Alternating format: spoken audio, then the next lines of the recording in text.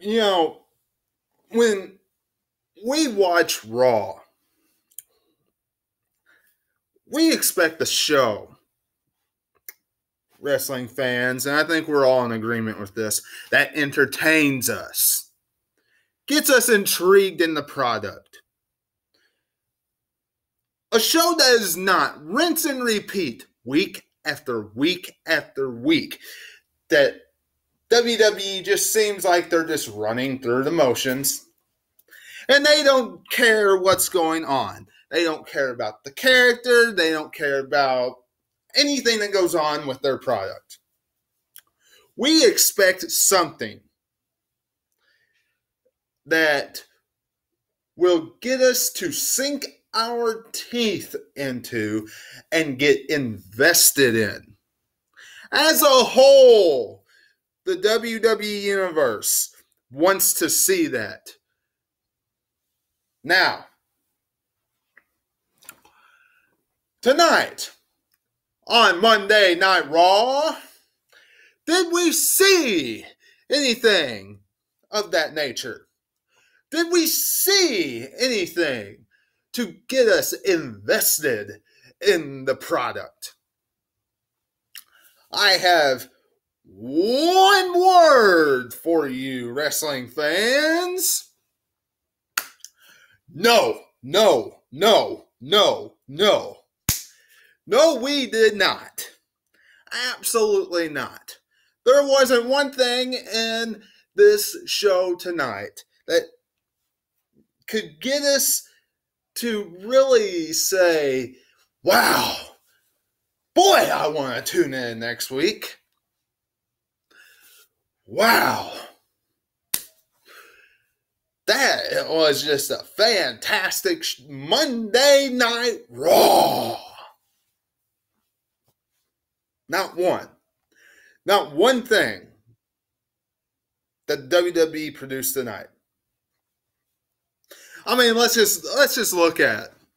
Let's just look at what Vinnie Mac and the rest of the writers produced. Roman Reigns and the modern day Fella Jinder Mahal. You are WWE slowly but surely turning Jinder Mahal into one of the top baby faces on Monday Night Raw. Without a doubt. There is no question in my mind. Some of you are probably thinking, Webby, you are absolutely gone crazy. No, I have not. Trust me. You think this garbage they're doing with the Roman over Empire is going to get him over as a babyface? You are wrong. Jinder Mahal, who had an extraordinary crowd cheer babyface reaction last week when he cost Roman Reigns Money in the Bank. And then this week was getting cheers when Roman Reigns mentioned his name.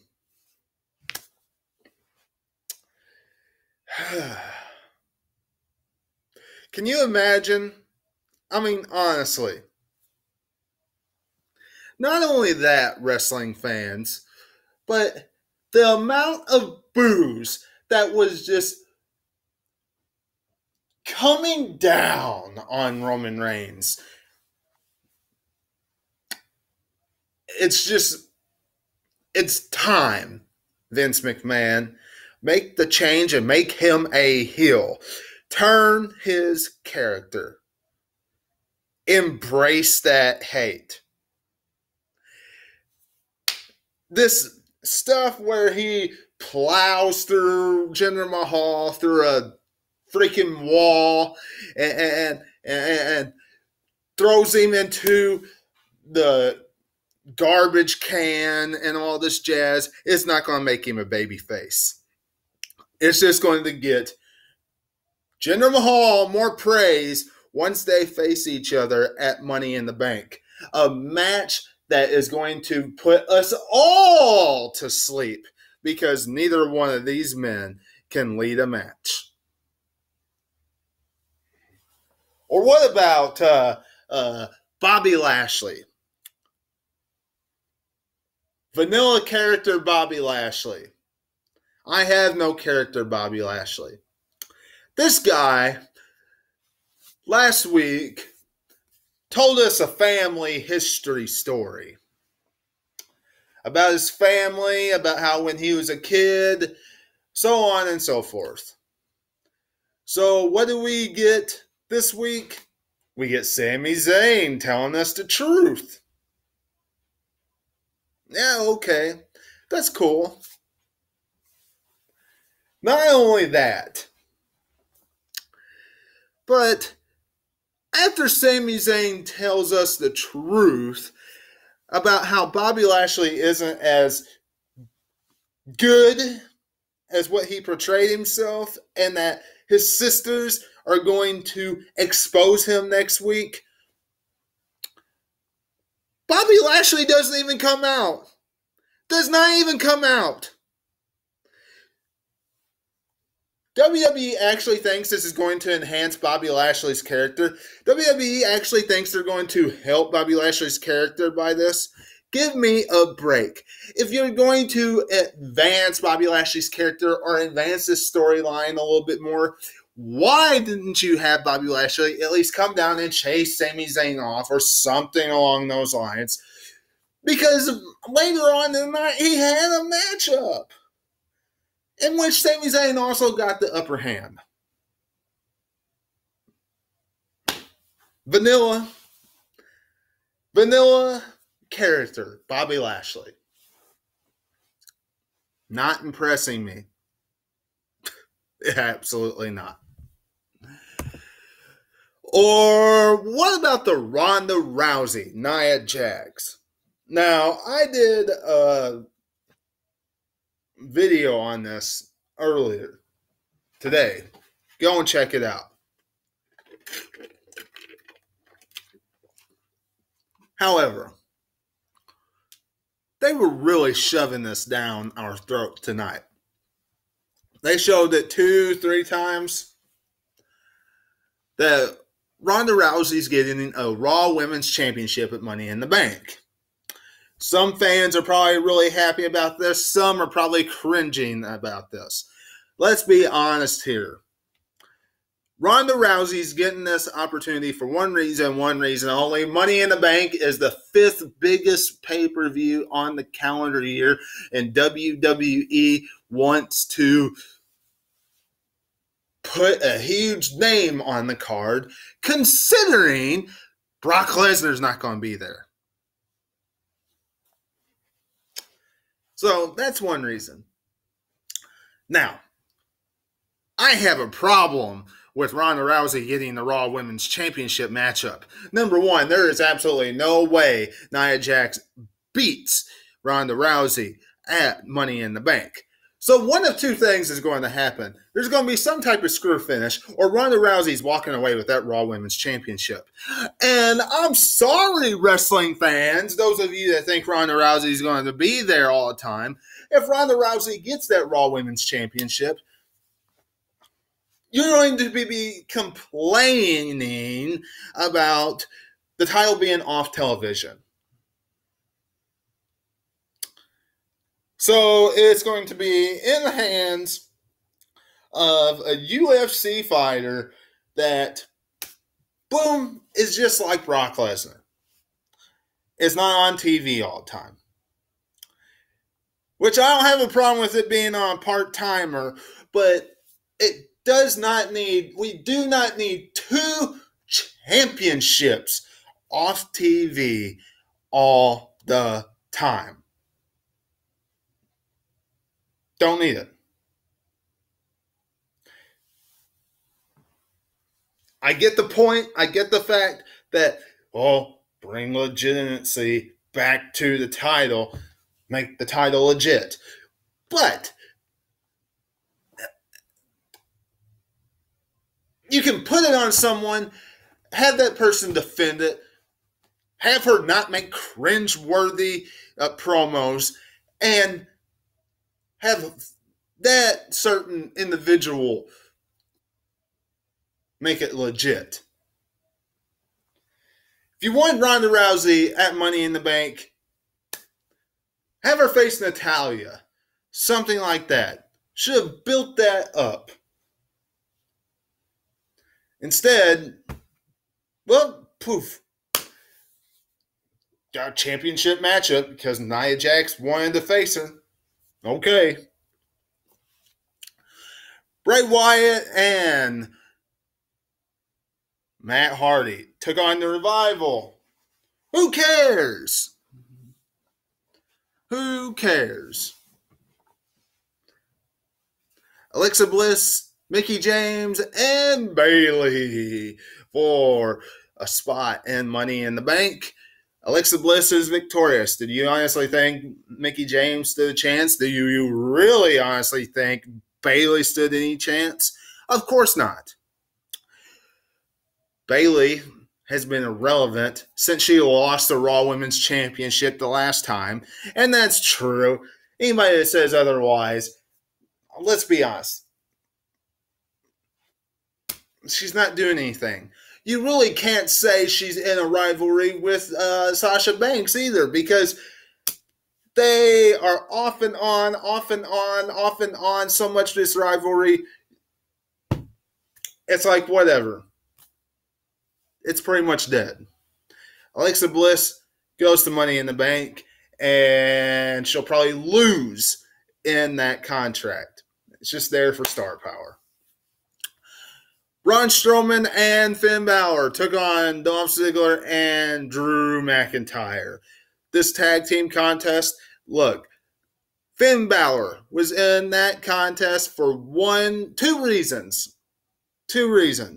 Number one, Bobby Lashley was going after Money in the Bank.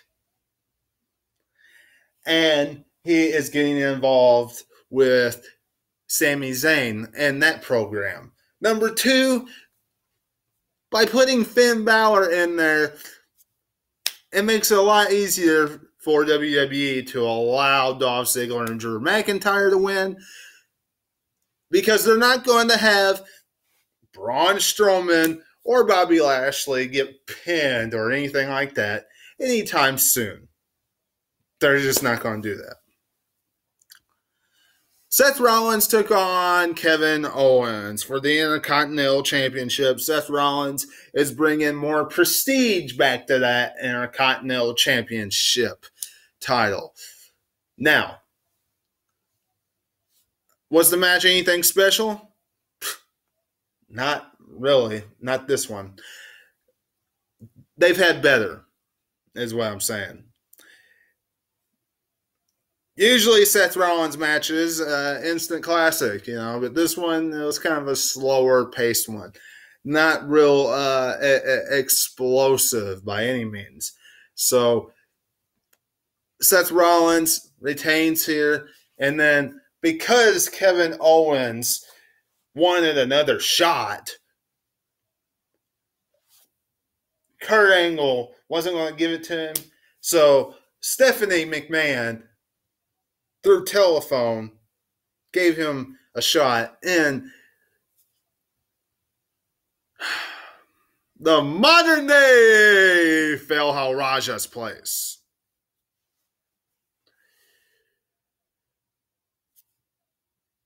Six-woman tag team matchup. I'm not even discussing this contest.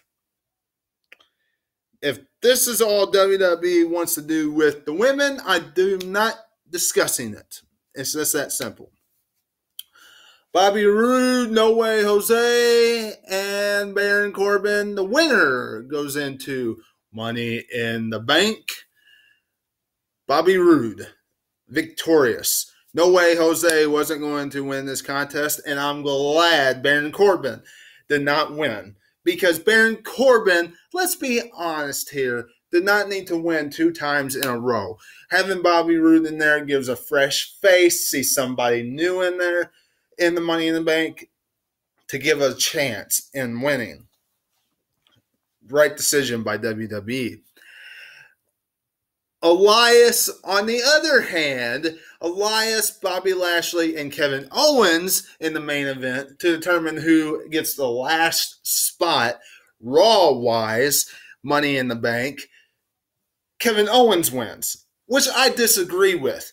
Even though I like how they did the finish because of the Sami Zayn, Bobby Lashley situation, the kick, and throwing Bobby Lashley out of the ring and all that. I like that. However, I really think this would have benefited Elias more than it's going to benefit Kevin Owens, because Kevin Owens is not winning Money in the Bank. I don't see that happening. I don't see Kevin Owens winning Money in the Bank. Elias would have gotten a rub by winning this contest. Elias would have gotten a rub just by being inside Money in the Bank itself, because he's never been in one before. Kevin Owens, okay, he's had all these accolades. You know, it's nothing new.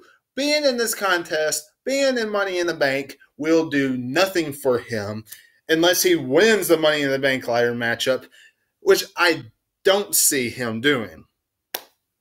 I don't. So I like how they advanced the storyline between Bobby Lashley and Sami Zayn at the end of the show. Not how they did in the middle of the show with Bobby Lashley not even coming out. Good promo by Sami Zayn on Bobby Lashley, though. I will say that. It was a very good executed promo. But Elias should have gone to Money in the Bank here. No question about that. Lashley, right where he's supposed to, and Kevin Owens shouldn't have won this contest. And other than that, Bray Wyatt and Matt Hardy beat the Revival. Who cares? And that's pretty much Monday Night Raw. So you all let me know what you're thinking about these contests and about the entire show down below. Don't forget to subscribe, hit the bell for all notifications. And until I see you tomorrow for SmackDown Live review, I'll have Jason Funny. Hopefully I'll have David Awesome. Maybe even Andy Cool. Hopefully I have all 3 of them. But I know I'll have Jason Funny at least. And I'll catch you on the other side. Talk to you later.